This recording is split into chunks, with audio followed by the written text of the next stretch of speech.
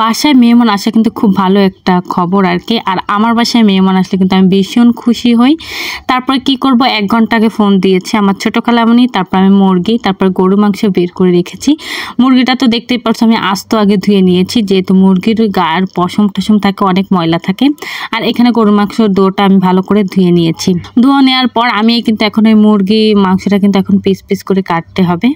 মুরগির মাংস আমি সুন্দর করে পিস করে কেটে নিয়েছি। অন্য পাশে পেঁয়াজ, রসুন, শুকনো মরিচ, আদা ব্লেন্ড করে নেব। আর এখানে শুকনো মরিচের পরিমাণটা একটু বেশি দেখতে পাচ্ছ।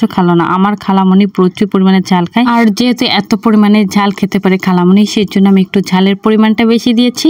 আর অন্য পাশে দেখো আমি কিন্তু এখন মশলাটা দিয়ে দিচ্ছি তেল গরম করে, তারপরে আদাও দিয়ে দিয়েছি। এবার ভালো করে কিন্তু মশলাটা কষিয়ে নেব। কি বলবো, এই মুরগির মাংসটা রান্না করেছি এত মজার লেগেছে। তুমি শুধু মাংস লাগবে না, আলুও লাগবে না, শুধু ঝোল দিয়ে ভাত খাবে, মানে এক থাল ভাত খেয়ে উঠতে পারবে, এতটা মজার হয়েছে। আসলে এই পোলট্রির গোশ কিন্তু আসলে মিষ্টি ধরনের হয়, আর ঝালের পরিমাণ একটু বেশি দিলে খেতেও কিন্তু অনেক মজা লাগে। অন্য পাশে গরুর মাংস তুলে দিয়েছি আমি এখানে গ্যাসে, তাই মশলাপাতি সব কিছুই দিয়ে আমি এখন এটাও কিন্তু সুন্দর করে কষিয়ে নেব। তারপরে কষানো হয়ে গেলে গরুর গোশ কিন্তু দিয়ে তারপর আমি ভালো করে কষিয়ে নেব। মেহমানদের কপালটা খুবই খারাপ, যেহেতু আমি এদিক দিয়ে গরুর মাংস রান্না করছি, ওই দিক দিয়ে মুরগির মাংস রান্না করছি। যেহেতু মুরগির মাংসটা তাড়াতাড়ি হয়ে গেছে রান্না, অন্যদিকে গরুর মাংসটা তাড়াতাড়ি হয়নি, যেহেতু একটু লেট হয়েছে গরুর মাংস রান্না করতে। তারপরে কি করব, মেহমানদের শুধু মুরগি গোশটাই খাওয়াই দেওয়া হয়েছে। যাই হোক, আমি এখানে গরু গোশটা কিন্তু সুন্দর করে কষিয়ে নিয়েছি। তারপর ঢাকনা দিয়ে ঢেকে রাখবো, যেন ওই মাংসের ভিতর লবণ টবণ পরিমাণ মতন ঢুকে যায়। আর এই দিকে দেখো মুরগির মাংসটা কিন্তু আমি কষিয়ে নিচ্ছি। প্রচুর পরিমাণে পানি বের হয়েছে মুরগি মাংসের থেকে। এটা জাল দিয়ে দিয়ে একেবারে পানিটা শুকায় ফেলতে হবে এবং ভালো করে কষিয়ে নিতে হবে।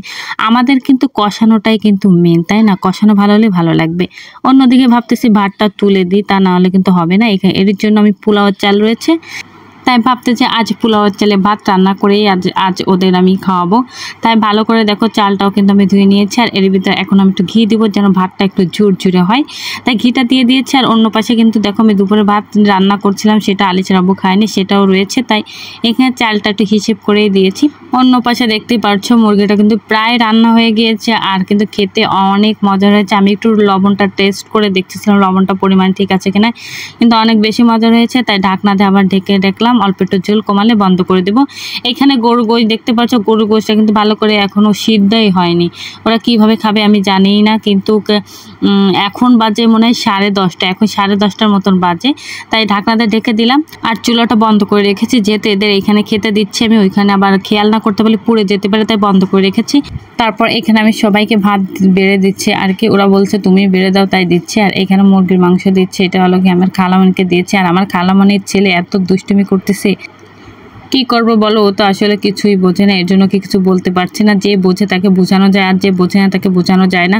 তারপর দেখে এখানে আমি খাচ্ছিলাম, মানে কি বলবো, আমি বললে মনে হয় বেশি হয়ে যাবে, এতটা মজার হয়েছে মানে বলার মতন না, অনেক মজার হয়েছে। আসলে কি এইখানে ব্রয়লার মুরগিতে একটু ঝালের পরিমাণটা একটু বেশি দিতে হয়, তাহলে বেশি ভালো লাগে। এমনি তো ব্রয়লার মুরগি মনে করো ঝাল কম দিয়ে রান্না করলে একটু মিষ্টি মিষ্টি লাগে, আর ঝালের পরিমাণটা কম হলে কেমন যেন লাগে, খেতে ভালোও লাগে না। খেতে খেতে অনেক বেশি কথা বলে ফেললাম। আর আমার এই পেজে যারা নতুন ভিডিও দেখছে অবশ্যই ফলো বাটন অন করতে ভুলবে না। নতুন নতুন ভিডিও পেতে অবশ্যই ফলো বাটন অন করে রাখবে। আসসালামু আলাইকুম।